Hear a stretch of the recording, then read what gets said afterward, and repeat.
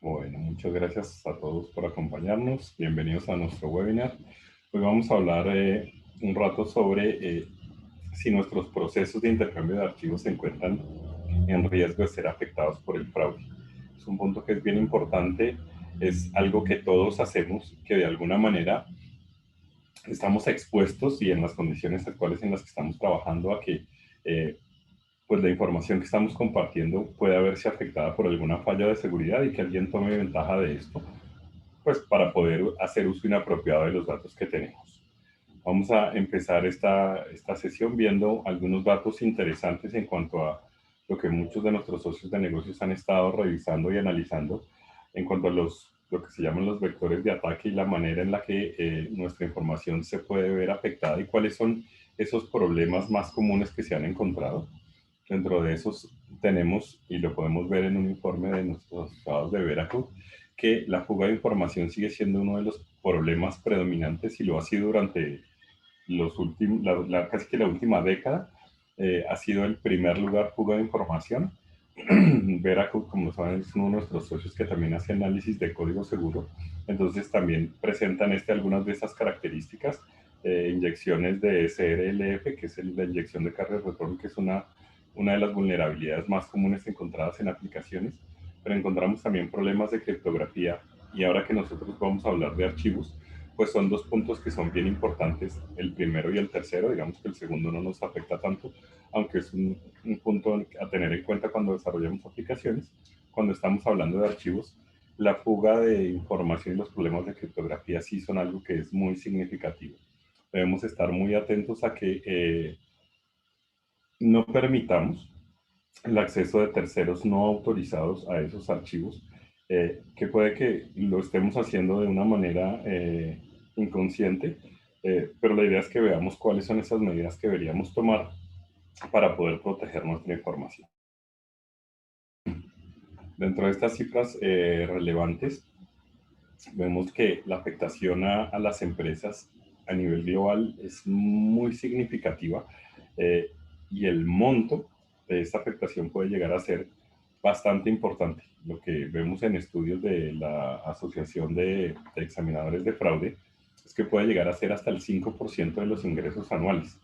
que si lo pensamos en términos de nuestras empresas, pues perder el 5% eh, del ingreso es un número que es muy significativo y que podría ser usado para muchas otras cosas. Eh, entonces es una afectación que es bien, bien significativa. Y uno de los datos que, pues en realidad, un par de datos que preocupan mucho es que la mayoría de las empresas que se ven afectadas por estos fenómenos de fraude casi nunca recuperan eh, esa pérdida que tuvieron en el momento de tener la afectación. Eh, y lo otro es que muchos de esos problemas se podrían resolver implementando herramientas que permitan ese control. Muchas veces es porque está, y como lo decimos a veces coloquialmente, porque damos papaya, la información está ahí, alguien toma ventaja de ello, entonces con unas medidas que no son demasiado complejas, pero que sí nos dan una gran visibilidad de lo que ocurre con nuestra información, podemos prevenir este tipo de fraudes. Eh, Solo un dato es, digamos que de un informe de 2018 que nos da una idea de cuál es el volumen de la afectación. Estamos hablando de 7.1 billones de dólares, que es un dineral, con un promedio de 130 mil dólares en estos casos. Y aquí estamos hablando de los casos que se reportan. En muchas ocasiones, las empresas prefieren ni siquiera dar a conocer este tipo de informaciones por el costo reputacional que puede llegar a tener. Estos estudios generalmente se hacen de una manera anónima para que la gente pueda expresar la verdad, es decir, dicen el evento, pero no dicen a quién le ocurrió, y poder obtener este tipo de información que resulta benéfica para todos nosotros. Eh, un dato no menor, 4 de cada 10 empresas son víctimas de al menos un fraude en el último año corrido a partir del momento en el que hicieron el estudio, pero el 70% con más de un caso. Entonces, estamos hablando de que el 40% de las empresas se ven afectadas y la mayoría de esas más de una vez. Entonces, no es un evento, eh, digamos que individual y que ocurra esporádicamente, sino que los fraudes tienden a ocurrir de una manera repetitiva. Es decir, una vez se detecta un punto esa vulnerabilidad que va a permitir el ataque, muchas veces quien está cometiendo ese acto ilícito lo que hace es aprovecharlo durante mucho tiempo, y es por eso que lo que se han dado cuenta es que puede durar más de un año en esa explotación. En este caso nos hablan de una duración media de 16 meses. Es decir, que no es que dan el gran golpe, sino que lo aprovechan a lo largo de mucho tiempo, y por eso el monto llega a ser tan grande. Uno de los factores importantes y que todos tenemos que tener cuidado es que el 42% de los fraudes han sido realizados por empleados de nuestra propia compañía. Eh, Todos hacemos un proceso de selección del personal que es el que entendemos como idóneo, y buscamos que sean personas en las que podamos depositar la confianza. Pero, como decía mi madre, en algún punto a alguien se le daña el corazón y tiende a aprovechar alguna vulnerabilidad que encuentra. Pero incluso también tenemos técnicas de ataques de ingeniería social que lo que buscan es poder presionar a las personas para que cometan ese tipo de actos ilícitos. Entonces no es que el empleado sea una mala persona, pero alguien puede llegar a tener cierta información y con eso lo presiona con algún tipo de amenazas para que cometa esos fraudes. Entonces no es tan anormal que el ataque venga desde el interior de nuestra propia compañía, por lo cual el tipo de herramientas que uno puede utilizar para realizar estos controles, de alguna manera también le protegen a uno mismo para que sea detectable y para que quede registrado lo que uno está haciendo, y que en el momento en el que ocurra algún incidente se pueda hacer toda la trazabilidad y el análisis forense, y esa auditoría es lo que me va a permitir hacer una mejor detección. Eh, en toda esta categoría de ataques con pérdidas financieras, lo que se encuentra es que aproximadamente el 16% de los fraudes provienen de ataques cibernéticos. Eso nos da un daño cercano mucho arriba del $1.000.000. Pero lo que tenemos que tener en cuenta es que con estos cambios de realidad que hemos sufrido en el último año y medio, eh, pues se está moviendo mucha más información y hace que sea, digamos que un campo de acción más deseable para quienes buscan perpetrar este tipo de ataques. Entonces, cada vez es más relevante que tomemos las medidas para proteger esa información, y para que en caso de que ocurra algún tipo de ataque podamos detectarlo de una manera efectiva. Un dato que a mí me parece muy preocupante es que un porcentaje muy alto de estos ataques se encuentran por casualidad. Es decir, alguien está buscando algo y vio algo raro, preguntó qué pasó aquí, y como empezaron a revisar y se dieron cuenta que nos están haciendo fraude. Entonces, no es el deber ser. La idea es que tengamos las herramientas que nos permitan tener esa trazabilidad y auditar de manera correcta los procesos para que en caso de que ocurra algo que no está apegado a lo que debe ser, o sea, lo que hemos definido como el proceso de negocio, pues que podamos detectarlo eh, con facilidad. El 50% de casos en los fraudes se debe a debilidades en los controles de seguridad internos. Es algo de lo que ya hemos venido hablando. No es, tenemos que tener mecanismos que nos permitan trabajar de manera eficaz, pero de la misma manera que nos permitan detectar cuando algo se hace de la forma incorrecta o cuando alguien está haciendo un mal uso de la información. Entonces, esos controles, de nuevo, no solo protegen los activos de la compañía, sino que nos protegen a nosotros como empleados de la misma, en términos de que quede registrado que hacemos un uso correcto de estas soluciones. Pero en el caso de que alguien haga algún uso indebido, pues que lo podamos detectar de una manera que sea muy, muy efectiva. Una noticia triste es que apenas el 4% de los perpetradores son sometidos a la justicia, y no estamos hablando solo del caso de Colombia o de Latinoamérica. Es un fenómeno que se vuelve muy común, y en buena medida por lo que les mencionaba, las empresas muchas veces prefieren ni siquiera hacer de conocimiento público que han sido víctimas de fraude por el costo de imagen que esto puede llegar a tener.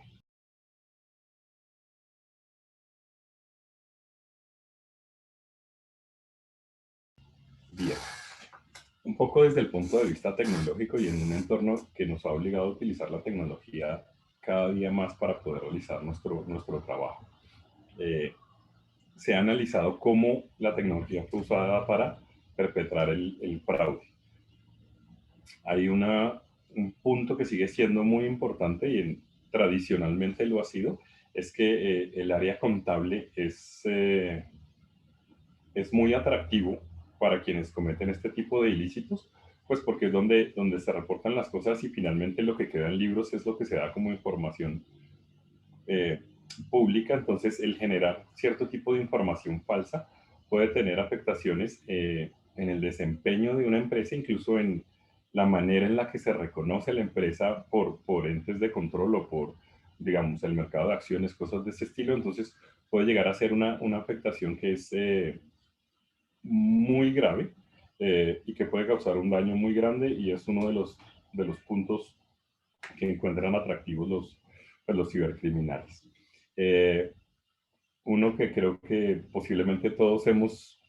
de los cuales hemos sido víctima y espero que en la mayoría de los casos no hayamos caído en este tipo de trampas, es que recibimos correos con información falsa o que nos llega por algún otro medio, bien sea por mecanismos de chats o por algún tipo de red social en la que participemos, en los que se publica información falsa que lo que busca es que tomemos unas acciones respecto a a una empresa, por ejemplo. Entonces, hubo un caso muy famoso de un banco en el que se publicó una información falsa respecto a la estabilidad financiera de la entidad y generó que los clientes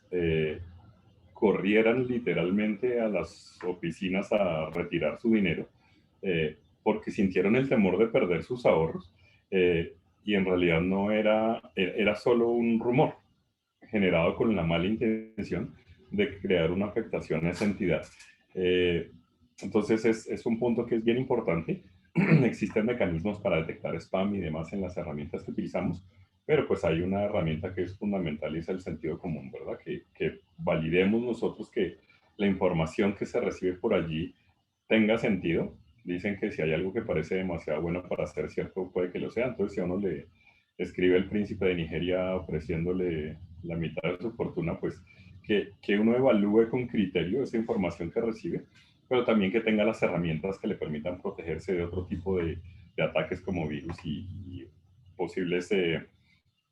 componentes de malware que se quieran ejecutar. Entonces, es que seamos muy responsables también y como siempre en los temas de seguridad, las herramientas son herramientas y nos permiten y nos facilitan tener mejores controles, pero pues el componente humano es fundamental para que la seguridad tenga una efectividad como la que estamos buscando. Otros con un porcentaje menor, accesos permitidos a sistemas internos de las empresas y al ladito de él accesos no permitidos, es decir, accesos sin permiso. Entonces, no siempre es el atacante que gana acceso a un sistema a través de herramientas extrañas y sin autorización logra entrar. Muchas veces es alguien que tenía autorizado entrar a ese sistema, pero logró hacer algo que no debería y causó un daño. Y cuando hablamos, por ejemplo, de los archivos, es poder tener ese acceso a la información que mantenemos en archivos, compartirla de una manera inapropiada, incluso poder verla en algunos casos puede representar un riesgo muy grande, como lo vamos a ver más adelante. Eh, los objetivos del cibercrimen. Digamos que hay un grupo como de categorías generales en las que podemos ver esto. Y una de las más importantes, por supuesto, es el fraude financiero, ¿verdad? Lo que quieren es lograr alterar o manipular la información eh, financiera de la compañía. Y de la compañía estamos hablando, por ejemplo, uno de los ejemplos en los que piensa uno normalmente es en la banca y hay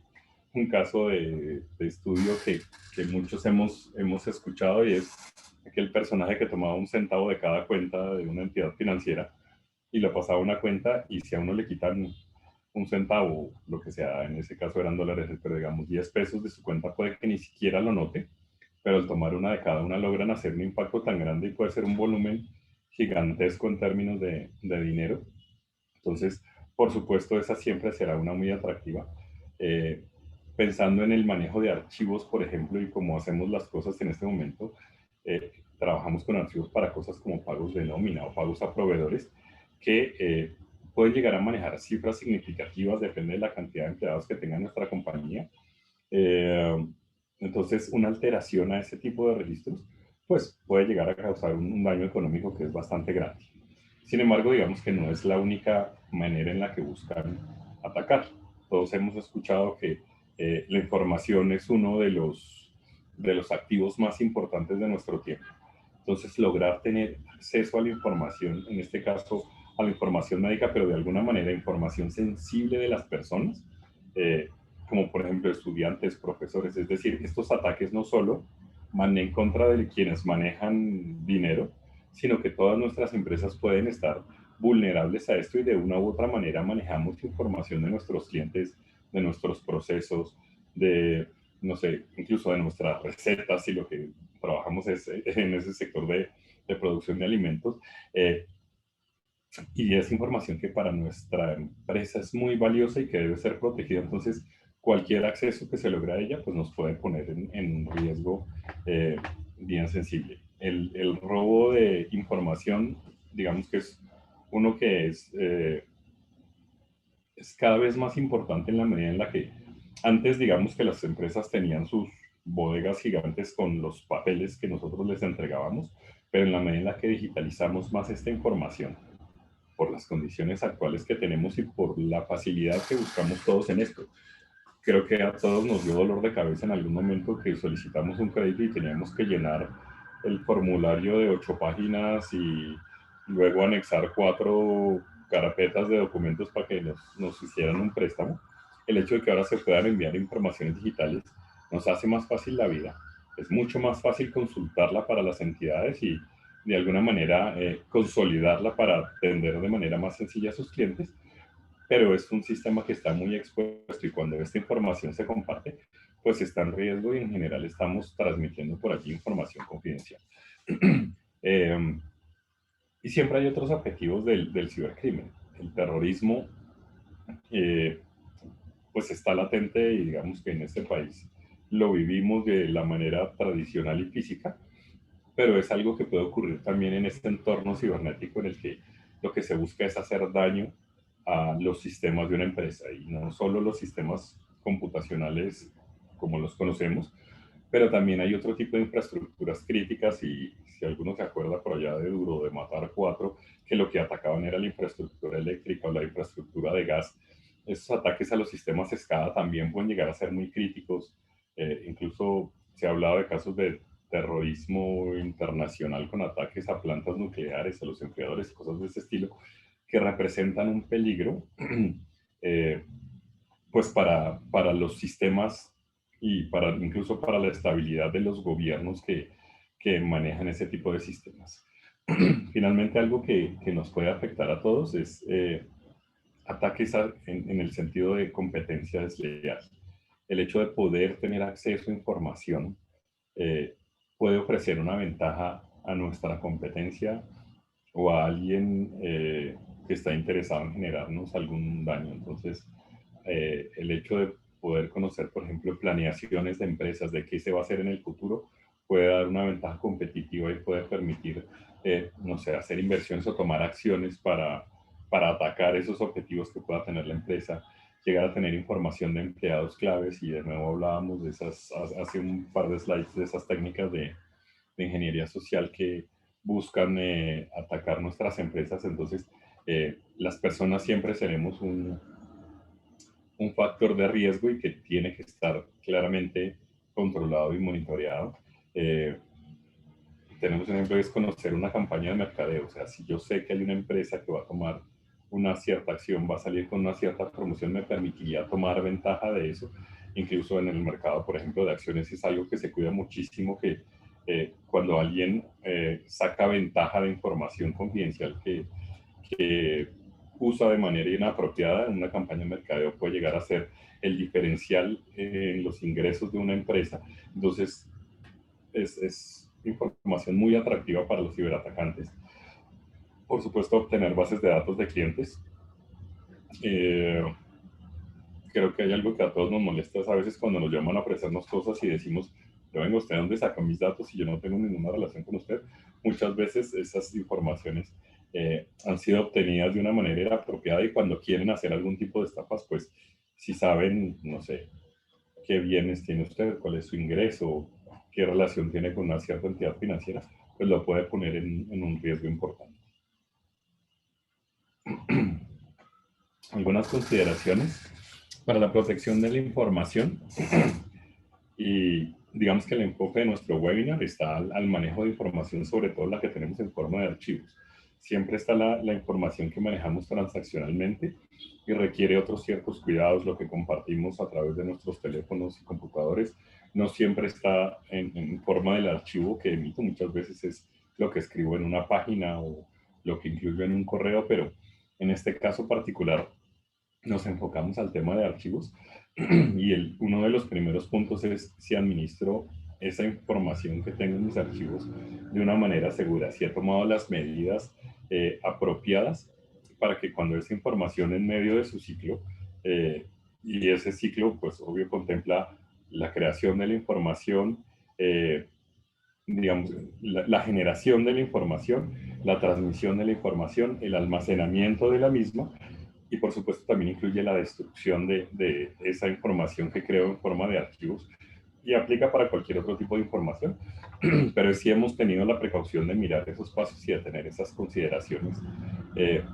y un poco cuando hablamos de la transmisión es lo que vemos en cuanto a cuando envío mis archivos,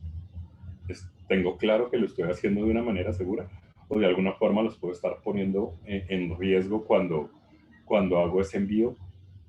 Si aquí usamos el término ERP de una manera muy general en cuanto al tipo de sistema que origina esa información y puede ser desde la información contable, lo que hablamos ahora, los pagos de nómina o a proveedores, cierto tipo de información confidencial, nuestros inventarios,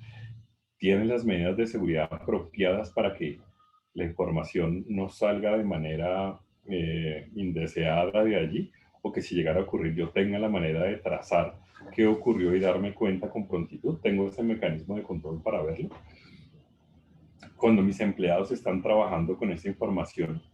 son conscientes de la importancia que tiene y de la manera en la que lo deben proteger. Entonces son consideraciones que debemos tener en cuenta para que la información esté segura a lo largo de todo ese ciclo. Usualmente las áreas encargadas son el área de auditoría o el área de seguridad de información, que hacen algún tipo de revisiones en cuanto a están tratando bien esa información, perdón. Y en muchos casos lo que nos indican es, oiga, esto tiene que estar mejor protegido. No sé, el archivo que le va a enviar al banco no lo puede enviar como en un formato plano que cualquiera en internet sin que sea información común, pero con un mínimo de conocimiento alguien podría llegar a interceptar esa información. Y si lo que estoy es mandando un archivo en formato de texto plano, pues cualquiera podría ver lo que está allí y sacar provecho de la información que estoy transmitiendo. Entonces, sabemos cómo proteger esos archivos que estamos transmitiendo, en particular los archivos de pago que llevan información financiera. Hay un punto que es bien importante y un riesgo que tiene uno al manejar información puede ser la omisión. Eh, en algún punto lo que puede suceder es que tengo que enviar una cierta información y no lo hago, y eso también puede considerarse un riesgo en cuanto al manejo de la información. Puede ser porque esa información pierda validez si no la envío en el momento correcto, o si al contrario la enviara antes puede que le dé alguna ventaja a alguien que no debería tenerla al tener ese conocimiento de información. Entonces es importante tener esos mecanismos que nos permitan, eh, lo deseable sería automatizar esas transmisiones para que ocurran en el momento en el que realmente deben ocurrir dentro del proceso de negocio como lo tenemos. eh, Finalmente hay que proteger la información cuando está en reposo porque allí es muy vulnerable también y tenemos el riesgo de que se ataque no solo la confidencialidad de ese archivo, sino que se ataque su integridad, que alguien trate de hacer algún cambio. Hace mucho tiempo con alguna persona hablaba yo y me comentaba era una entidad que tenía un acuerdo con una aseguradora para que los empleados tuvieran una tarifa preferencial en las pólizas de seguro de sus vehículos, en este caso particular. Y entonces lo que hacían era que pues mensualmente se hacían los descuentos por nómina, tipo libranza el pago de ese seguro. Y pues se enviaban archivos entre la aseguradora y esta empresa para compartir esa información. Y alguien se dio cuenta de que podía llegar a modificar ese archivito que tenía que manipular por alguna razón y cambiar el numerito de lo que le descontaban y se ahorraba una plata mensualmente, pero la póliza seguía funcionándole normal y entonces decidió de una manera, digamos que bastante inapropiada, hacerlo sistemáticamente para ahorrarse un dinero y al darse cuenta que no descubrían este tipo de modificación que estaba haciendo, empezó a ofrecerlo a sus compañeros hasta que en algún punto ya fue evidente que estaban haciendo algo así y era una persona de confianza y empezó con un ajuste que era relativamente pequeño y después lo fue volviendo un fraude porque por supuesto a sus compañeros les cobraba por hacerles sus ajustes. Entonces es el ver cómo el no proteger la información puede propiciar este tipo de riesgos a los archivos y a la información sensible que manejamos a través de ellos. Un poco para continuar con esta línea, ¿qué necesidades tenemos para la transferencia de archivos en nuestro entorno empresarial? Hay una parte que volvemos a mencionar y es la importancia de que las personas tengan conciencia del nivel de sensibilidad de la información y que actúen apropiadamente en el manejo de esta misma. Entonces, que nuestros empleados entiendan qué tan sensible es la información, pero además que tengan los mecanismos para poder protegerla cuando la intercambian, eh, bien sea con colaboradores externos, tipo, no sé, abogados externos o el call center que hace la cobranza, o con socios de negocios cuando pues, le envío información de inventarios o de precios para que se ejecuten las estrategias de negocio que se hayan definido en conjunto. Y un punto que también tenemos que ser conscientes cada vez más a nuestros equipos es que eh, tenemos que acceder a la información desde diferentes ubicaciones y desde diferentes dispositivos. Antes estábamos muy acostumbrados a que estábamos en el entorno seguro de nuestra oficina o nuestro edificio, dependiendo del tamaño de la entidad, y lográbamos manejar digamos que un entorno seguro porque nadie podía llegar allí. Ahora que estamos en un entorno más abierto, pues tenemos un riesgo más alto de que esa información eh, pueda ser afectada al estar utilizándola y accesándola desde diferentes ubicaciones o desde diferentes dispositivos.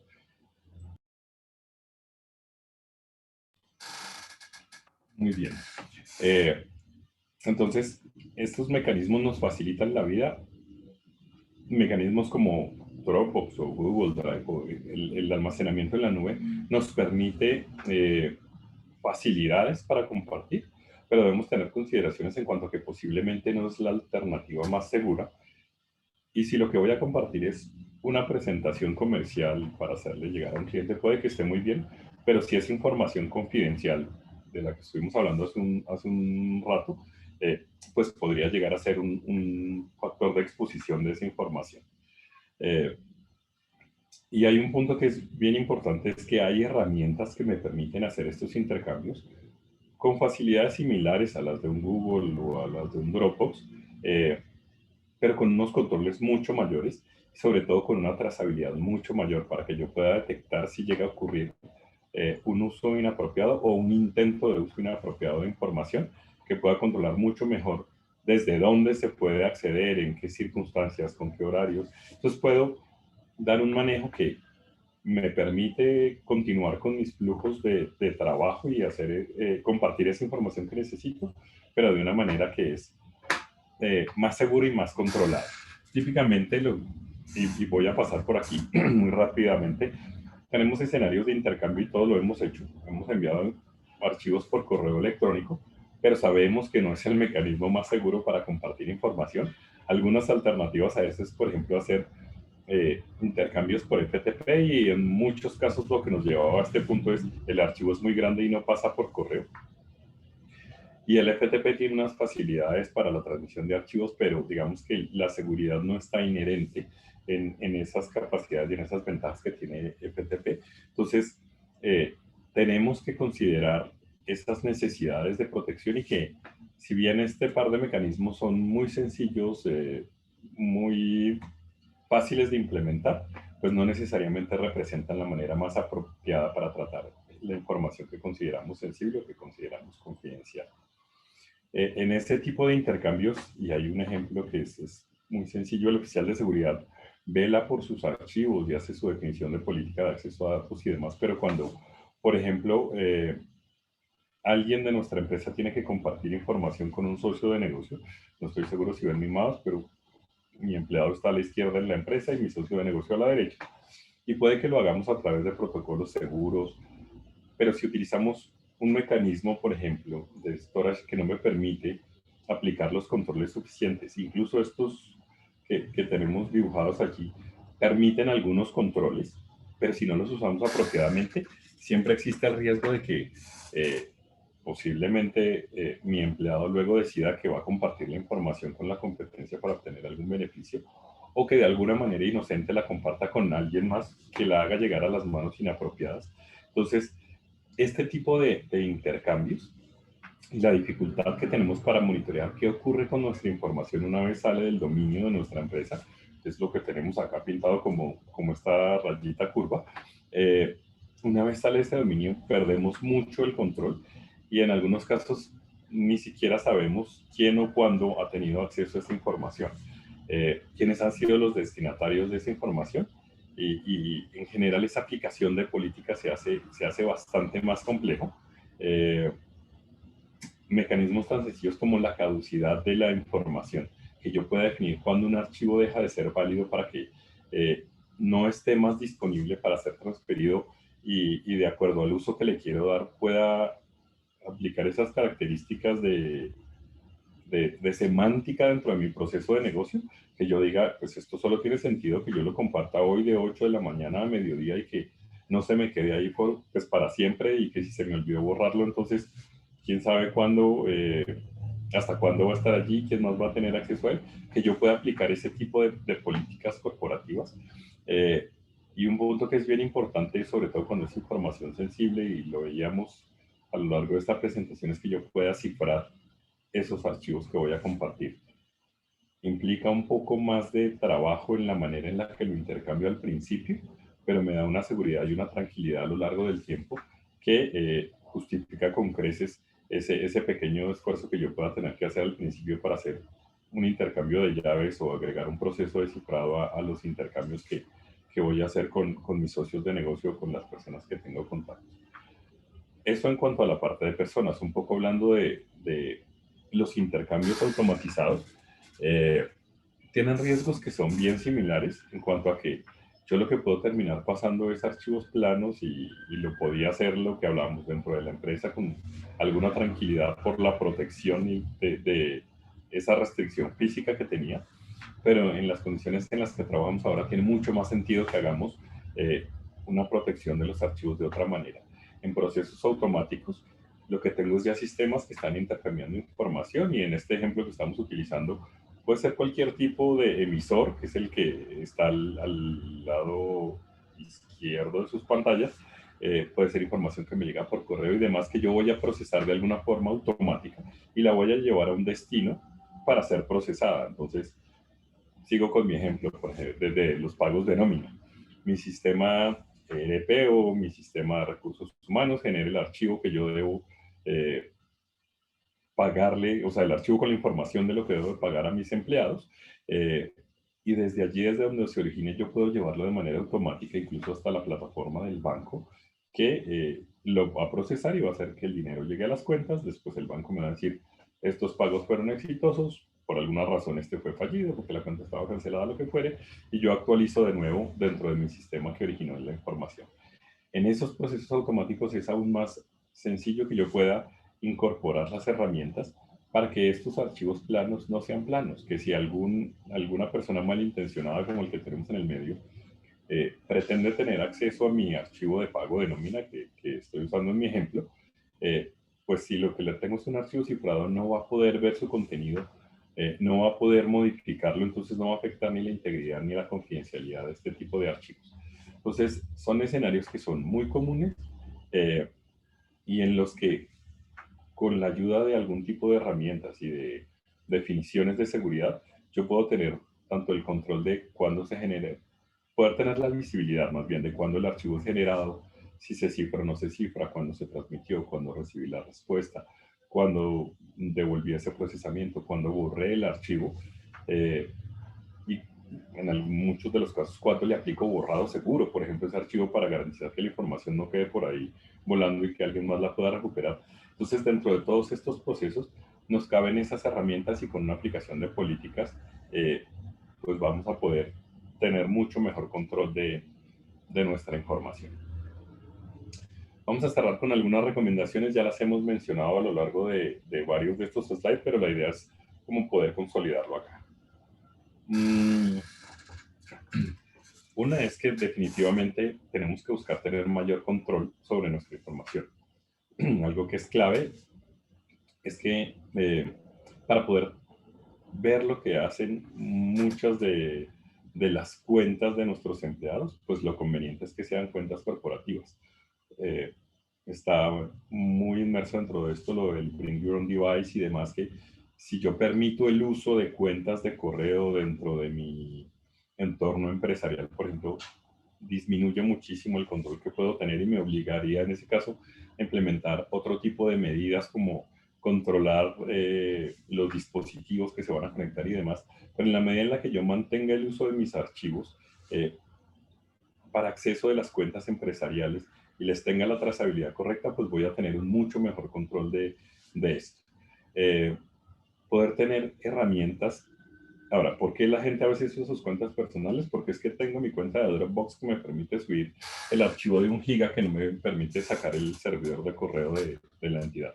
Si lo que ofrecemos es herramientas que nos permitan compartir esa información, pues ya no va a haber necesidad de que recurran a sus cuentas personales o a esos servicios personales y gratuitos.